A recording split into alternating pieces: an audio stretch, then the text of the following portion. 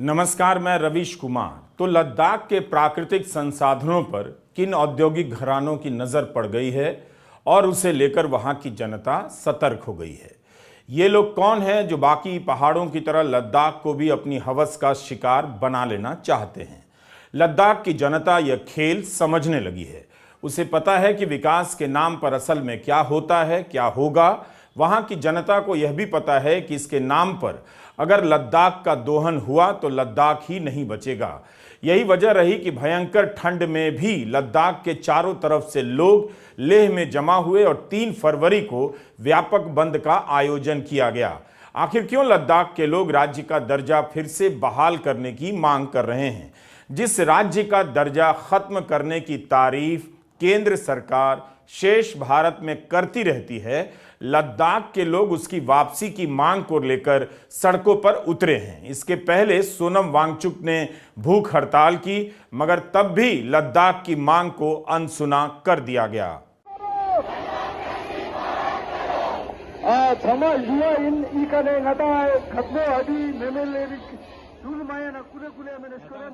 कहा जा रहा है कि लद्दाख के इतिहास में इतनी बड़ी रैली कभी नहीं हुई। चीन की सीमा से सटे गांवों से भी लोग लेह आए ताकि प्रदर्शन में शामिल हो सकें। रेडियो स्टेशन से लेकर लेह गेट तक का यह मार्च दूरी में कम था, मगर सारी सड़क भरी हुई थी। बाद में पोलो ग्राउंड पर लोग जमा हुए, जहां पर अलग अलग राजनीतिक और धार्मिक संगठन के लोगों ने भाषण दिए। जब भी लोग सड़कों पर उतरते हैं, गोदी मीडिया उन्हें गायब कर देता है और आपको पता ही नहीं चलता कि लद्दाख में लोग किन बातों को लेकर परेशान हैं। केवल यही बताया जाता है कि 5 अगस्त 2019 को अनुच्छेद 370 समाप्त कर दिया गया, 2 केंद्र शासित प्रदेश बना दिए गए। आज लद्दाख को लग रहा है कि 370 के हटने के बाद जो वादे किए गए थे वे दिखाने भर के लिए थे। लद्दाख के पर्वतीय संसाधनों पर उद्योगपतियों की नजर लग गई है। ये लद्दाख के पहाड़ों का हाल वही करना चाहते हैं जो हिमाचल प्रदेश और उत्तराखंड के पहाड़ों का हुआ है। इसलिए लद्दाख के लोग लद्दाख के लिए फिर से राज्य की मांग कर रहे हैं और छठी अनुसूची लागू करने के लिए आंदोलन कर रहे हैं। हाल के महीनों में हमें ये पता चला कि ऐसा भी नहीं है। केंद्र सरकार में केंद्र के नेता, मंत्री, गृह मंत्री सब लद्दाख के हितैषी हैं, भला चाहते हैं, देना चाहते हैं। हमें फिर ये पर्दा जो हमारे बीच में केंद्र के साथ आ गया था, वो पर्दा फाश होते हुए नजर आया और पता ये चलने लगा कि कुछ औद्योगिक गुट, इंडस्ट्रियल लॉबीज जैसे माइनिंग, खनन, जिनको लद्दाख के ये वादियों में, पहाड़ों में, पर्वतों में पैसा दिखता है, जो कल की नहीं सोचते, आज की लूट मचाने में लगे हैं। हिमाचल में, उत्तरांचल में, पूरे हिमालय में, जिसका खामियाजा यहाँ के लोग हिमालय में भुगत रहे हैं।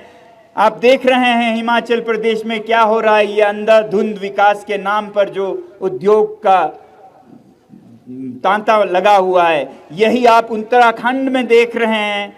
अब लद्दाख के दरवाजे पे दस्तक देने जैसे ही यूटी घोषणा हुई तो ऐसे घरानों ने, ऐसे गुटों ने, लॉबीज ने यहाँ अपना सर्वेक्षण करना शुरू किया और हमारे जो नेता हमारी आवाज़ को ले जाने के लिए चुने गए थे लद्दाख से, वो हमसे ज़्यादा उनके असर में आए और उनके साथ मिलकर वो लद्दाख को बेचने लगे, खरीद फरोख्त करने लगे और वो आप तक ये संदेश देने लगे कि ये संरक्षण यहाँ किसी को नहीं चाहिए। ये संरक्षण, ये 6 शेड्यूल, ये 2-4 लोगों की, कुछ पॉलिटिकल पार्टीज, कुछ ऑपोजिशन की मांग है, इस पे आप ध्यान नहीं दीजिएगा, ये रखिएगा। क्योंकि उन्हें पता था कि अगर लद्दाख पर 6 शेड्यूल आ जाए तो फिर ये उद्योग मनमानी नहीं कर पाएंगे, खिलवाड़ नहीं कर पाएंगे, तोड़ मरोड़ जो पर्वतों का हुआ है हर जगह, वो सब यहाँ नहीं हो पाएगा, लद्दाख बचा रहेगा। और वो ये नहीं चाहते थे, तो ये गलत संकेत देने लगे।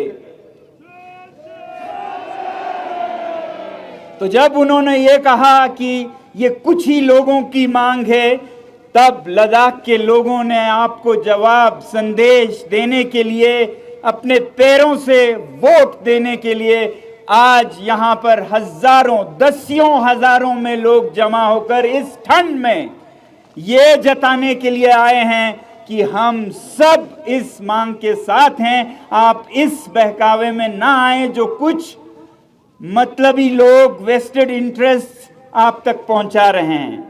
हमें उम्मीद है कि आप इनकी आवाज सुनेंगे। 6 शेड्यूल, 6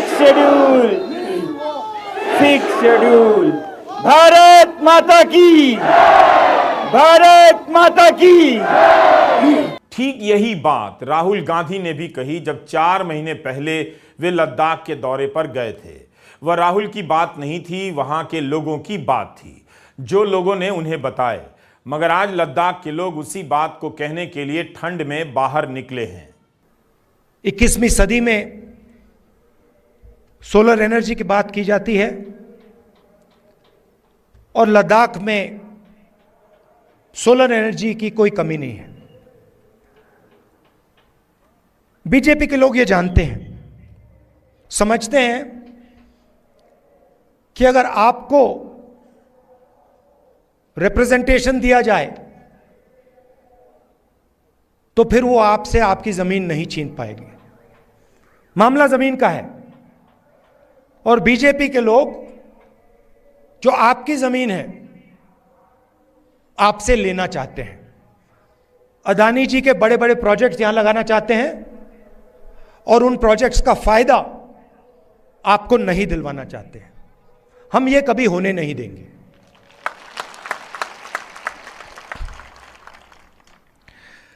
कांग्रेस पार्टी ने जो लेह की एपेक्स बॉडी है और कारगिल डेमोक्रेटिक अलायंस जो है और इनकी जो डिमांड्स हैं उनका हमने पूरा समर्थन किया है। राहुल गांधी पर अक्सर आरोप लगता है कि वे जमीन पर जाकर भी समस्याओं और मुद्दों को सही से नहीं पकड़ते, ना उठाते हैं। मगर यहां आप देख सकते हैं कि पेटीएम की तरह लद्दाख के मामले में भी राहुल गांधी ऐसी धारणाओं को गलत साबित कर रहे हैं। यही कारण है कि गोदी मीडिया में राहुल की यात्रा को कवर नहीं किया जाता है, क्योंकि तब जमीन से जुड़े मुद्दे दिखने लग जाएंगे। क्यों लद्दाख संविधान की 6ठी अनुसूची के तहत संरक्षण मांग रहा है? क्योंकि अनुच्छेद 370 के हटने के बाद उसे जो संरक्षण हासिल था वह भी हट गया। शुरू में लद्दाख से वादा किया गया कि संरक्षण दिया जाएगा, वहां के प्राकृतिक संसाधनों को लूट का जरिया नहीं बनने दिया जाएगा। मगर 4 साल यानी अगस्त 2019 में अनुच्छेद 370 के हटने के बाद से वहां के लोगों का इंतजार लंबा होता जा रहा है। बीजेपी को भी पता था कि यही लद्दाख की जनता की मांग है और सही मांग है। इसलिए 2019 के चुनावी घोषणा पत्र में और 2020 के पर्वतीय परिषद के चुनाव में इसे घोषणा पत्र में शीर्ष पर जगह दी गई।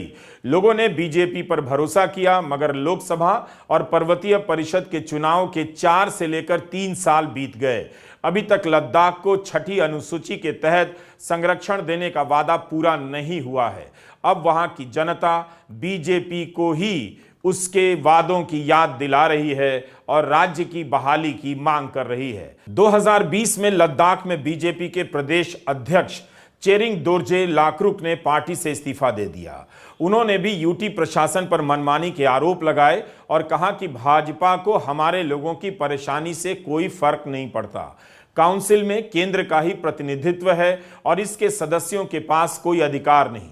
2014 में लद्दाख से बीजेपी के सांसद रहे छवांग तुपसन थे। उन्होंने अलग कारणों से पार्टी से 2018 में इस्तीफा दे दिया। लद्दाख से इस वक्त जमयांग सेरिंग नामग्याल बीजेपी के ही सांसद हैं। बीजेपी आधिकारिक तौर पर इस आंदोलन का समर्थन नहीं कर रही है। लद्दाख के लोगों को लगता है कि धारा 370 के बाद उनके हाथ से काफी कुछ चला गया। पहले कम से कम लेह से 2 विधायक, करगिल से 2 विधायक जम्मू कश्मीर विधानसभा में इलाके का प्रतिनिधित्व करते थे, मगर अब तो विधानसभा ही चली गई। 2 विधान पार्षद भी होते थे।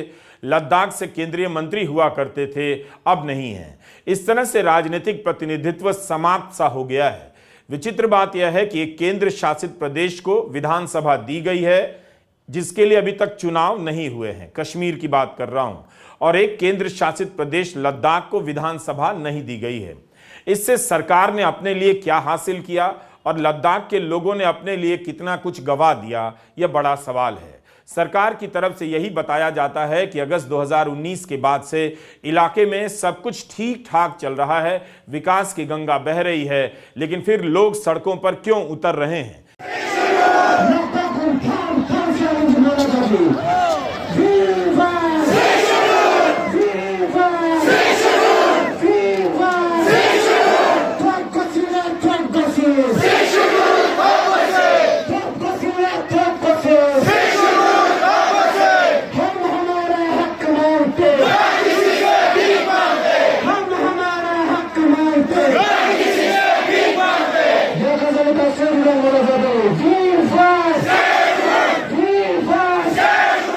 लेह पोलो ग्राउंड पर लोगों का यह जुटान कई मामलों में ऐतिहासिक है। इसने करगिल और लेह के बीच की राजनीतिक दूरी भी मिटा दी है।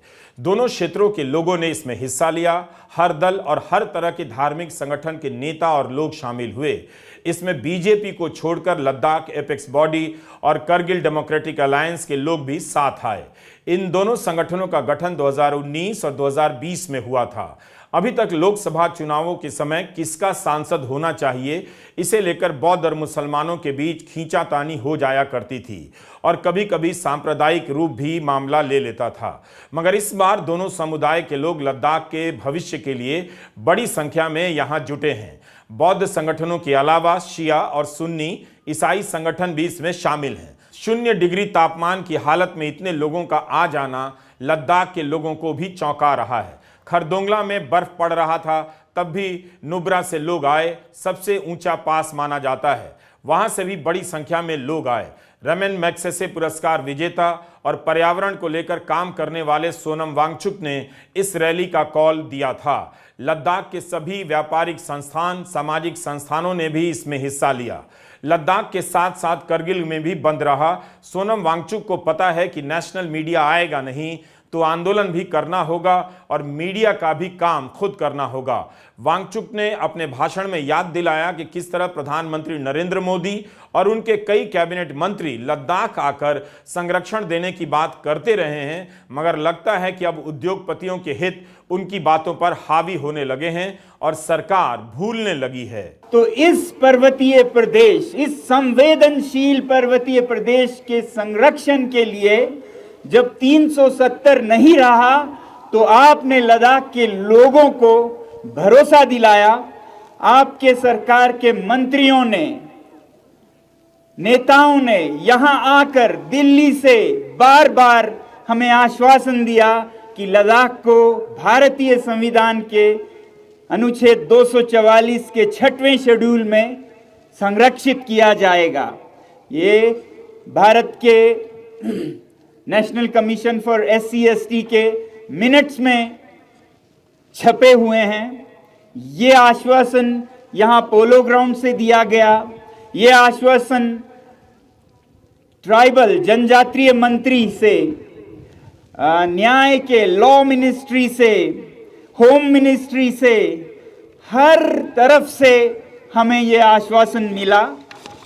और फिर उसके बाद आपके सरकार ने, आपके पार्टी ने एक बार नहीं 2 बार हमें ये आश्वासन इलेक्शंस में, चुनाव में इस तरह के मैनिफेस्टो, घोषणा पत्र के जरिए भी दिया। ये मैं आपको फिर याद दिलाना चाहूंगा और धन्यवाद करना चाहूंगा लद्दाख के इन तमाम लोगों की तरफ से।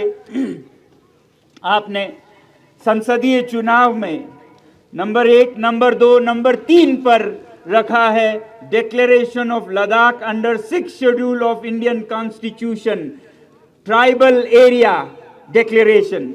ये पार्लियामेंट्री इलेक्शन में आश्वासन दिया गया था 2019 में।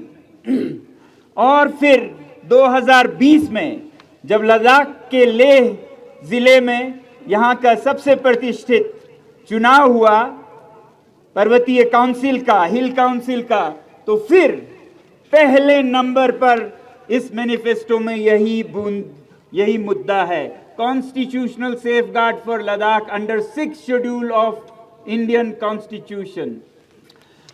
तो ये आपने हमारे साथ वादे किए, आश्वासन दिए, इन सब का हम फिर धन्यवाद कहना चाहते हैं, क्योंकि हम सोचते हैं कि देर हुई है 3-4 सालों का, मगर अंधेर नहीं है, हमारा ये यकीन है। तो हमारा यकीन ये है कि जब आपने ये आश्वासन दिए तो आप इसे देर सवेर पूरा ज़रूर करेंगे। मगर दुख के साथ ये कहना पड़ रहा है कि इन घोषणाओं के बाद एक सन्नाटा सा छा गया कुछ महीनों के लिए, फिर 1 साल के लिए, फिर नकारात्मक संकेत मिलने लगे कि ये नहीं मिलने वाला है। फिर यहाँ लेह में तो जो 6th शेड्यूल शब्द को उच्चारण करे उन पर ज्यादतियां होने लगे, बच्चों को पकड़ा जाने लगा। और हमने सोचा कि शायद जिन नेताओं पर हमारा इतना भरोसा था वो नहीं रहा। अगर वादा किया गया था तो 4 साल में पूरा क्यों नहीं किया गया? क्या वाकई में लद्दाख के पहाड़ों पर किसी खास उद्योगपति की नजर है? यहाँ के लोगों का कहना है कि 97% आबादी अनुसूचित जनजाति की है, तो इस इलाके को संविधान की 6ठी अनुसूची में शामिल किया जाना चाहिए। वहाँ के लोग भी यह भी कह रहे हैं कि 6ठी अनुसूची की मांग करने पर तरह तरह से परेशान किया जाता है, FIR कर दी जाती है। भारत जोड़ो यात्रा के पहले चरण पूरे करने के बाद राहुल गांधी लद्दाख गए। 4 महीने पहले के इस वीडियो में आप देख सकते हैं कि लोग राहुल गांधी से 6ठी अनुसूची के बारे में बात कर रहे हैं, तब भी सरकार ने ध्यान नहीं दिया। अब यहां एक बड़ा आंदोलन खड़ा हो गया है। वहां के लोगों ने 6ठी अनुसूची की बात कही और बताया कि अनुच्छेद 370 के हटने के बाद उनकी आवाज खत्म हो गई है, उनके पास अब विधायक नहीं है। लद्दाख में आ रही तरह तरह की योजनाओं को लेकर उनके मन में आशंकाएं हैं। उनके सवाल हैं कि कहीं ये सब लद्दाख की कीमत पर तो नहीं हो रहा। मैंने वहाँ पे पार्लियामेंट में अदानी जी का भाषण दे दिया, तो वो डायरेक्टली मोदी जी को मतलब अच्छा नहीं लगा, तो प्रॉब्लम ये थी। अब मैं चुप होने वाला तो हूँ नहीं, मैं तो बोलता जाऊँगा। सबसे पहले मैं आपकी मदद पार्लियामेंट में कर सकता हूँ। अगर आप चाहते हो कि आपका कोई लोकल मुद्दा हो या लद्दाख के लेवल का मुद्दा हो, आप मुझे बताओ कि भैया ये मुद्दा है, आप हमारे लिए ये पार्लियामेंट में उठाइए।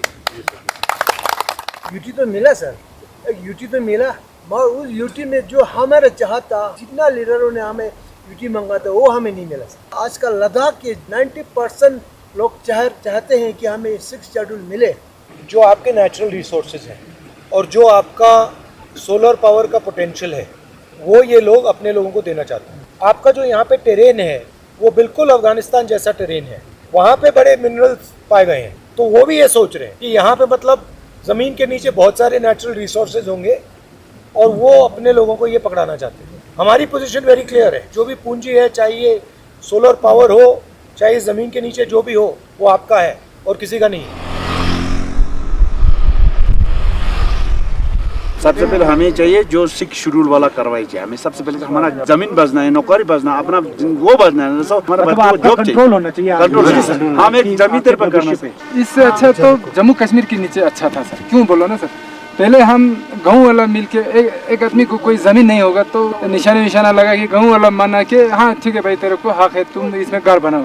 अभी तो गलती से ऐसा कर दिया तो पुलिस आ जाता है। मतलब आपका कहना है कि पहले आपका लोकल राज था, अब आपका गवर्नर राज। मैं इससे सहमत हूँ कि लोकल आपका राज होना चाहिए। 6ठी अनुसूची को लेकर लद्दाख में पहली बार प्रदर्शन नहीं हुआ है, कई बार हो चुका है। लद्दाख के लोगों ने 2020 में, 2021 में, 2022 में बड़े पैमाने पर बंद का आयोजन किया था। यहां तक कि जम्मू में भी जाकर प्रदर्शन किया ताकि किसी तरह दिल्ली को सुनाई दे। दिल्ली के जंतर मंतर पर भी प्रदर्शन हुआ है। लोगों का यह भी कहना है कि केंद्र शासित प्रदेश बनने के बाद जो ऑटोनोमस हिल डेवलपमेंट काउंसिल बनाई गई है वह काफी कमजोर संस्था है। काउंसिल का बजट में कोई रोल नहीं। लद्दाख के बजट का ज्यादा बड़ा हिस्सा केंद्र शासित प्रशासन तय करता है। करगिल में भी अपने प्रतिनिधित्व को लेकर असंतोष है। वहां भी कई बार इस तरह के बंद हुए हैं, मगर दिल्ली तक उनकी आवाज गोदी मीडिया ने पहुंचने नहीं दी और लोगों को यही झांसा दिया गया कि अनुच्छेद 370 के बाद सारी समस्याओं का समाधान हो गया है। 3 फरवरी के लद्दाख बंद ने उस झूठ से पर्दा हटा दिया। हाल ही में जब अस्पतालों के साइन बोर्ड बदले गए और उन पर आयुष्मान आरोग्य मंदिर लिखा गया, तब वहां के लोगों ने इसे पसंद नहीं किया। उन्होंने इस तरह से देखा कि यह केंद्र शासित प्रशासन का एक तरफा फैसला है, इसमें उनकी राय नहीं ली गई। 5 अगस्त के बाद हमारे लद्दाख में जितनी भी जो डेमोक्रेटिक राइट्स हैं हमारे लोगों की, वो कहीं ना कहीं गायब हो गई हैं। हमारे इंस्टीट्यूशंस गायब हो गए हैं, क्योंकि पहले आपको पता है कि जब हम जम्मू कश्मीर का हिस्सा थे, तब हमारे यहाँ से पिछले 70 सालों में हमारे यहाँ से लोगों ने अपनी नुमाइंदगी की है। हमारे लद्दाख से 4 MLAs चुन के जाते थे हमारे लेजिस्लेटिव असेंबली में, और 2 मेंबर्स हमारे यहाँ MLCs member of legislative councils हुआ करते थे। वो सब खत्म हो गए हैं। कहने को तो हमारे जो ऑटोनमस हिल डेवलपमेंट काउंसिल ऑटोनमस है, हमारे जो CEC होते हैं चीफ एग्जीक्यूटिव काउंसिलर्स, उनको कैबिनेट मिनिस्टर का, और जो हमारे एग्जीक्यूटिव काउंसिलर्स होते हैं 4 लेह में 4 करगिल में, उनको कैबिनेट मिनिस्टर का उनको रैंक दिया गया है। लेकिन वो उनको पंचायती जो हमारे इंस्टीट्यूशन से उतना ही राइट्स है, उनको पेपर में सिर्फ राइट्स हैं, लेकिन ग्राउंड पे उनको बहुत ज़्यादा कमज़ोर किया गया है, जिससे हमारे लोगों ने, लद्दाख के लोगों ने इस पर रिजर्वेशन दिखाई बहुत ज़्यादा। और हम 2020 से, जब से हमारी एपेक्स बॉडी लेह और करगिल डेमोक्रेटिक अलायंस बनी है, तब से हम सड़कों पर हैं, तब से हम आवाज़ उठा रहे हैं कि हमारी जो बात है, हमारी जो डिमांड्स हैं, जो हमारे 4 पॉइंट जो एजेंडा है, उस पर सुनवाई होनी चाहिए। जब से हम यूटी बने हैं, तब से हमारी जो इंस्टीट्यूशंस थी, पीपल रिप्रेजेंटेटिव इंस्टीट्यूशंस ख़त्म हो गई हैं। लेकिन जम्मू कश्मीर में आपने देखा है कि पहले तो इसको यूटी लेजिस्लेचर रखा गया था, और साथ में हमारे ऑनरेबल होम मिनिस्टर ने पार्लियामेंट के फ्लोर पे भी कहा था कि हमारे जम्मू कश्मीर को स्टेट में रिस्टोर किया जाएगा, और जिसके चलते हमारे ऑनरेबल सुप्रीम कोर्ट ने भी रिसेंटली जो 370 का जो जजमेंट जो दिया था, उनमें भी कहा कि जो जम्मू कश्मीर है उसको स्टेट में रिस्टोर कर देना चाहिए। लेकिन लद्दाख पे ना ऑनरेबल सुप्रीम कोर्ट ने कोई बात की, ना हमारे ऑनरेबल जो हमारे होम मिनिस्ट्री उन्होंने कोई बात की, जिससे लद्दाख को सिर्फ एक सिंपल एक यूटी में रखा गया है, यूटी में तब्दील कर दिया गया है। Whereas in the case of Jammu and Kashmir उनको फुल फ्लेज स्टेट बनाने वाले हैं। जो हम समझते हैं लद्दाख की आवाम की, वो हमारे साथ डिस्क्रिमिनेशन है। ऐसा कोई अभी तक कोई प्रेसिडेंट नहीं है जिसमें एक स्टेट को आपने बाइफरकेट करके यूटी बना दिया हो। बाकी हमने जितने भी एग्जाम्पल्स हमारे कंट्री में देखे हैं, उनमें हमेशा ये देखा है कि चाहे वो तेलंगाना का केस हो, आंध्र प्रदेश का जिसमें तेलंगाना और आंध्र प्रदेश बना, या हमारे झारखंड, छत्तीसगढ़, बिहार की बात हो, उत्तराखंड की बात हो, उसमें हमेशा से स्टेट्स बने। हमारा एक सिस्टम है, प्रेसिडेंट है हमारे कंट्री में कि जब भी यूटी से स्टेट बनते आ रहे हैं, लेकिन स्टेट से पहली बार हमने देखा है कि यूटी में कोई डिमोट हो रहा है। सेकेंडली, लद्दाख की तरह जो सिमिलरली प्लेस्ड जो जगहें हैं हमारे इंडिया में, नॉर्थ ईस्ट में, जैसे आसाम हो गया है, त्रिपुरा हो गया, मेघालय, मिजोरम हो गया, जहाँ पे 6 शेड्यूल की प्रोटेक्शन इनको हमारी कॉन्स्टिट्यूशन के तहत दी गई है। हमारे लद्दाख में वो सारे कैरेक्टरिस्टिक्स हैं, सारे उसमें वो फॉल होता है कैटेगरीज में, कि इसको भी उनके लाइंस पर हमारे लद्दाख को भी एम्पावर करने की जरूरत है, 6 शेड्यूल देने की जरूरत है। लोगों का यह भी कहना है कि ब्राउन बेयर और स्नो लेपर्ड जैसी लुप्त होती प्रजातियां हैं जो इस विकास मॉडल के चलते बिल्कुल समाप्त हो सकती हैं। यहाँ की इकोलॉजी बेहद संवेदनशील है। यहाँ केंद्र के लाए ब्यूरोक्रेट नौकरशाह बिना सोचे समझे बड़े बड़े निर्णय नहीं ले सकते। स्थानीय लोगों की भागीदारी जरूरी है। राज्य में बड़ी संख्या में नई सड़कें और हाईवे बनाए जा रहे हैं। सोलर प्लांट के लिए उद्योगपतियों को जमीन दी जा रही है। लोगों का कहना है कि इलाके में बेरोजगारी बेतहाशा बढ़ी है। राज्य के नौजवानों के लिए काम नहीं, इसलिए यहां पर पब्लिक सर्विस कमीशन भी बने। अनुच्छेद 370 के हटने के बाद से राजपत्रित नौकरियां न के बराबर आई हैं। तो ये सारे मुद्दे हैं जो आपकी नज़र में नहीं लाए जाते हैं। नमस्कार, मैं रवीश कुमार।